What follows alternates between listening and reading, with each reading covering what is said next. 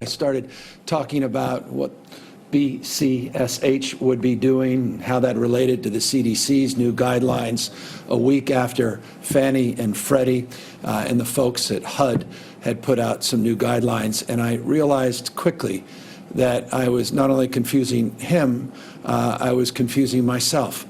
This whole area of rental protections, the issues of evictions, can make your head spin, particularly if you're just someone that simply wants to know what the heck is going on and how can I avoid being evicted from my home because of the impact that COVID-19 has had on my job, on my capacity to actually make ends meet.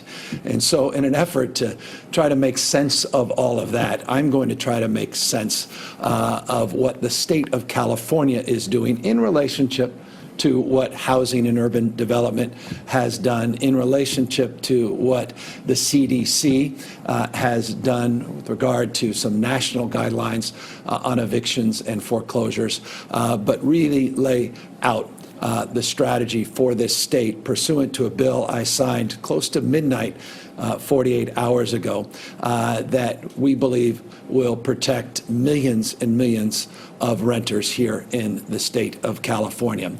We actually have a website as well that we hope can clarify and allow for the ability for you and your family to try to navigate some of the most frequently asked questions and access resources so that you can get a real concrete response during this very anxious time. But I want to lead with this. California is very proud of its leadership, leading the nation in renter protection. You may recall last year, a bill 1482, we've set forth the strongest eviction protections in the United States of America. Statewide rent cap was put into place. We were able to work with the legislature, work with some settlement dollars that came from an old mortgage settlement that the state had to loosen up the availability of $351 million for counseling services, direct grants, aid to tenants as well as homeowners, which is an important part of this conversation. Clearly, COVID has had a profound impact. And despite having some of the strongest renter protections in the nation, that has not ameliorated the stress, the anxiety that millions and millions of renters and homeowners are facing, struggling clearly with this pandemic. And so we've been working very closely with the legislature over the course of the last number of months. We had put together a number of stopgap efforts around executive orders, and what we refer to in the state as the Judicial Council did the same, but those all expired. And so we needed to work in a more inspired way to come together as a legislature, the governor, with advocates representing every perspective of this debate. And we moved forward with new legislation that fundamentally addresses what you see on this page, and that is the impact this virus has had on millions of you. 5.4 million renters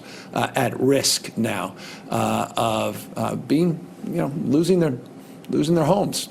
Small property owners being foreclosed on because they can't make mortgage payments because renters can't make the monthly payments. And you can see just from this chart, the impact is disproportionate on our diverse communities, the African-American, Latino community in particular in the state of California, vulnerable, millions vulnerable to being evicted, thrown out onto the streets.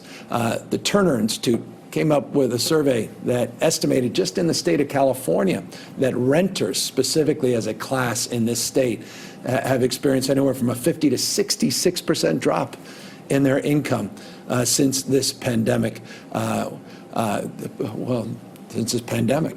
And that is profound and clearly impactful. And so this legislation was foundational in terms of trying to stabilize for the moment that reality for millions and millions of Californians. What we have is new eviction protections where individual tenant fills out a declaration, a hardship declaration related to the impact of COVID-19 specifically on their ability to make monthly rental payments. We've extended our protections through February 1st of next year. So no evictions for rent non-payment related to COVID-19 through February 2021. There are provisions in the bill, provisions that we've advanced, where people that can, we would like to see them make partial rent payments over the next number of months, roughly 25% at least, and that's a minimum, rental payments to help support this collective effort. Again, we're not only supporting renters, we want to be very sensitive to the needs, particularly of small property owners, people with just a few units, people that literally maybe inherited property or saved money, put everything on the line to buy a few rental units, and they have a mortgage that they took out, and they rely on you as a tenant to make those payments in order to make their payments. And so all of this had to be considered, and all of this was as it relates to new foreclosure protections that we put into this bill to expand homeowner bill of rights for units 1 to 4 units, as well as to expand borrower rights as it relates to forbearance. This long way of saying this is all in relationship to how the banks interact with small property owners and putting some light, putting some protections in place in that area as well.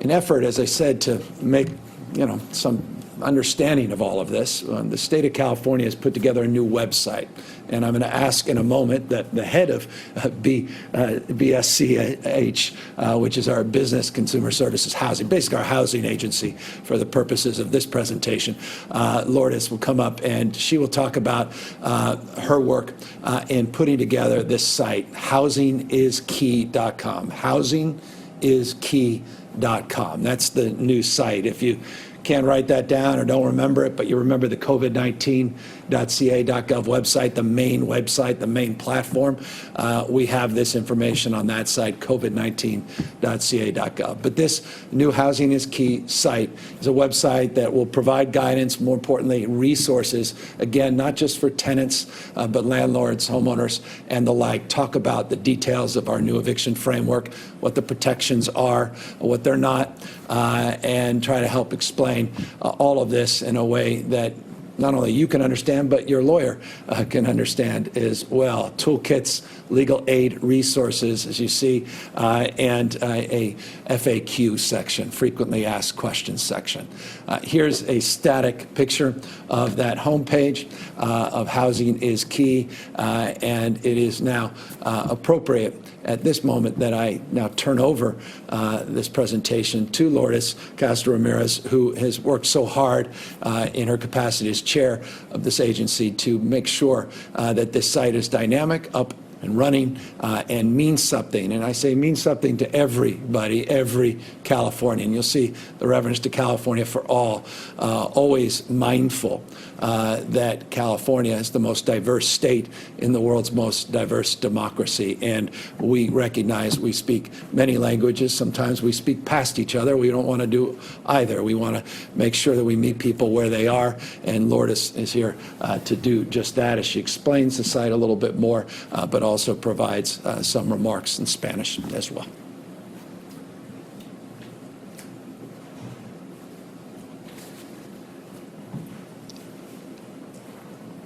Thank you so much, Governor Newsom. Muchísimas gracias.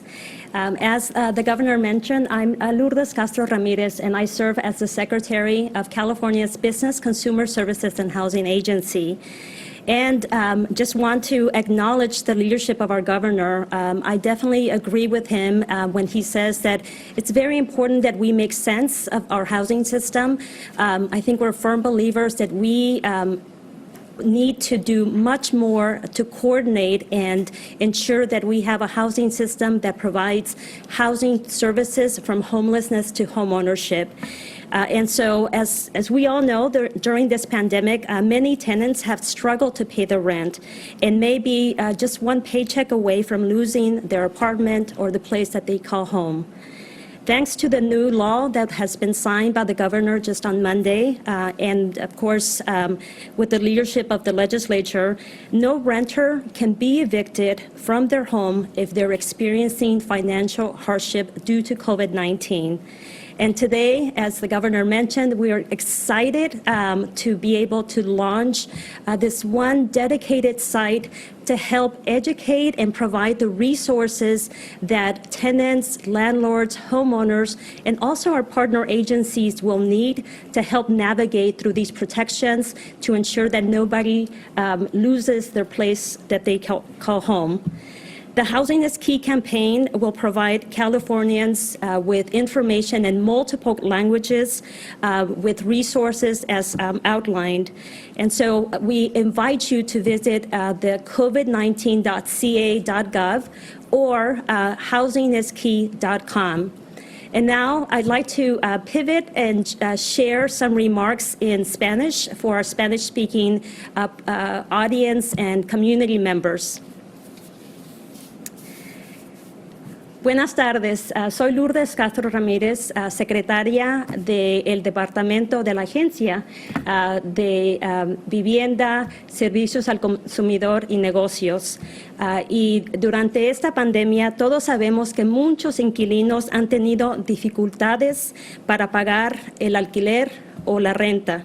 Y es posible que estén a un cheque de perder su apartamento o su casa.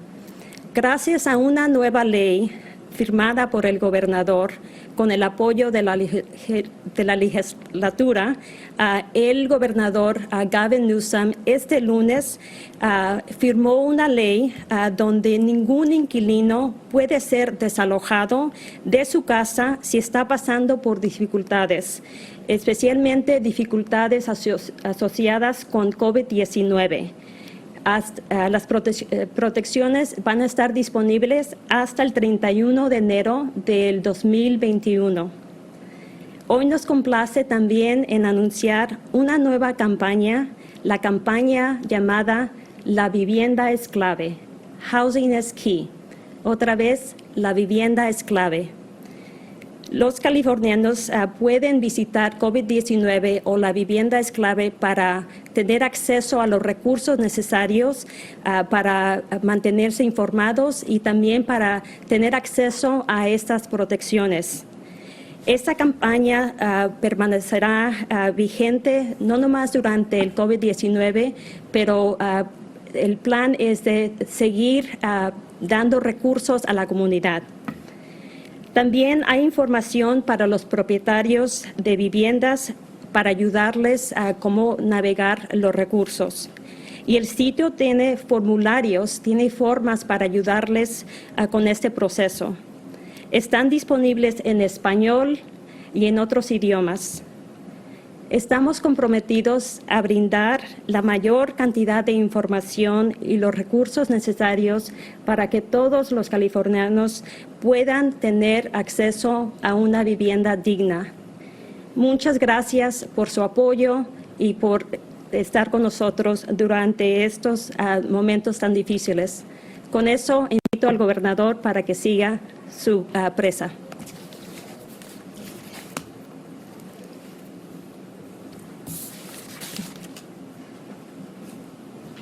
Thank you, Lourdes. And so that's the site, and we hope people take advantage of it, avail themselves of it, and in an effort to avail you of a little bit of deeper insight into understanding of what occurred over the last 24 hours. You may have read that the federal government came out with some new federal guidelines through the CDC that put forth some tenant protections that last through the end of this year. Our protections are not impacted by those federal rules and regulations.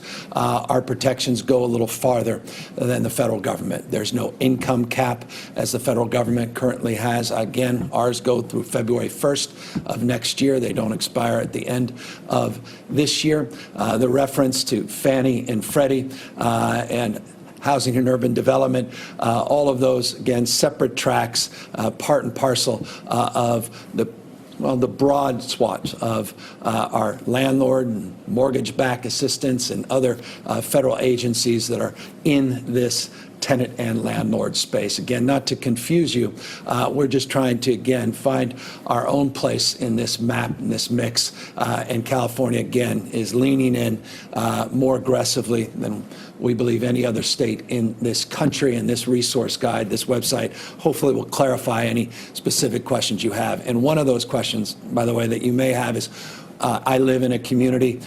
They actually go even further. All local ordinances, all local rules and regulations are not impacted by the federal guidelines that just came out, nor what the state of California is doing. So got to weave through a little bit all of this. We're hoping to make it a little bit easier on this Housing is Key website, and we encourage you to avail yourself to it. And I just want to thank all of the good work that was done by the California legislature and legislative leadership, a lot of key staff that worked very aggressively and diligently to get that bill done and to quite literally get it signed before midnight deadline, which we were able to accomplish late Monday evening.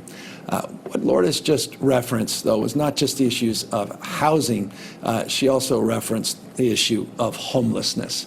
It goes without saying these things are connected, putting millions and millions of Californians at risk of being removed from their homes, from their apartments, would obviously impact our greater call in terms of addressing and ending homelessness here in the state of California. This remains the top priority of our administration. As we battle COVID, we have not taken our eye off the ball in terms of our responsibility to address the issue of homelessness.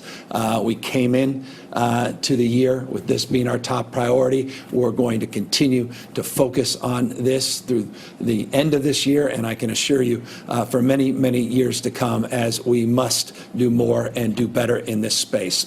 And so I wanted to give people just an update, brief update in some of those, as it relates to some of those efforts. Last year, you may have seen, and we talked a lot about it, we put an unprecedented amount of support to address the issue of homelessness, supporting cities and counties with discretionary money, the likes of which they've never had in the past. Close to $1 billion direct supports for homelessness. And that's not our entire housing portfolio. That's just specifically targeting the issue of homelessness. It's not just about spending money. I recognize that. It's a resourceful mindset. Doing things differently is also foundational in our approach, and that is deeply part of our focus as we moved into this new year. We did $628 million in this last budget, despite historic budget shortfalls. We put an additional $628 million in emergency aid to help support cities and counties under the pressure of COVID-19 and the economic outcomes as a consequence. We also announced efforts this year to put $600 million into a new initiative, Project Roomkey. I've talked about it in the past. I'll talk a little bit more about it in a moment, but all total, $1.25 billion was put into this year's budget, more than last year, despite the budgetary challenges, more than last year, to focus on an emergency approach, a direct service approach to create, as we say in psychology, a pattern interrupt to what we see out on the streets and sidewalks. And I am not naive, because I see exactly what you see. And I can assure you we are just winding up in many of these efforts.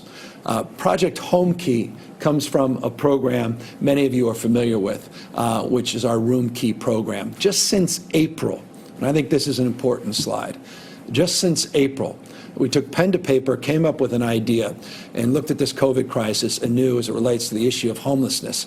And we have provided housing for 22,000 people just in the last few months. Years and years to build up a system, and overnight, just in the last 100+ days, we were able to serve over 22,000 individuals. We were able to procure over 16,000 hotel rooms, 344 different hotels in 55 of our 58 counties, including sovereign tribal nations that participated in this unprecedented effort, this unprecedented program. We want to build on that program as we built last year an additional point of access, and that was 1,345 new trailers that we were able to get out to 26 counties and 2 tribal nations. By the way, 1,345 trailers. These trailers went out, were delivered, and these trailers are not just for one individual. Many families are in these trailers. Many individuals have cohorted in these trailers. It's been, again, part and parcel of our emergency response to deal with this crisis, all part, again, of the Project Roomkey effort. But as I said, this Roomkey effort now is merging into a home key strategy, more permanence. That was an emergency response. Now we need a permanent response. And I've long believed that homelessness is solved through permanent supportive housing. I said it many, many times that shelter solves sleep, but housing and supportive services solve homelessness. I've had a bias for decades, housing first.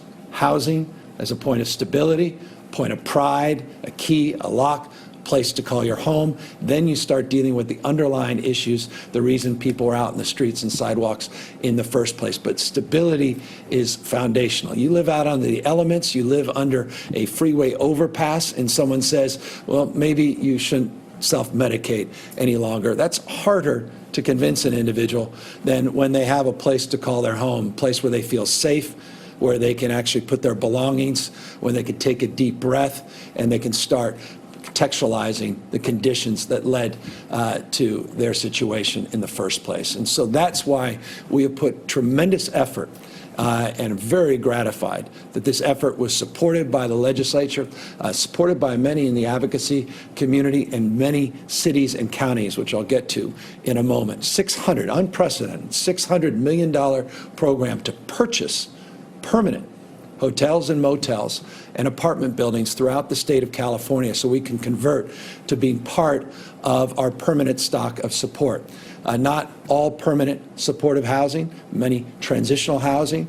Many of these units could be used for a myriad of purposes, but provide us assets this state has never had in the past. And let me just make this crystal clear. As a former mayor, the state hasn't been focused on the issue of homelessness. It hasn't been a focus of many, many administrations. It's not a point of critique. It's just factual. It has been focus of mayors primarily and county officials that have been burdened with this challenge. And we're trying to change that paradigm, build capacity, build partnership, recognizing that it is localism that's determinative, meaning local government has to drive, actually deliver, but the state is now providing more in the ways of support than we ever have. Again, we're just getting started. I recognize the conditions all throughout the state of California. They're unacceptable, and we're going to have to significantly do more, and particularly into the next year as we work our way out of COVID and deal with the economic challenges. It's self-evident that this has to be our top priority, and it is. So $600 million was set aside in the budget to purchase these hotels and motels. Here's the good news. 138 applications have already come in just in the last few weeks from 67 jurisdictions across this state. You can say, they say in marketing lexicon, they've oversubscribed the total amount that's been allocated, which is a wonderful problem to have, a challenge nonetheless. Now we're trying to be even more resourceful to see if we can find more resources in addition to the $600 million. These units must be acquired by the end of the year, so there's a date with, as we say, destiny, meaning this is not one of those open-ended things where you hear of an initiative, it never gets done, it's whittled away, the money is diluted.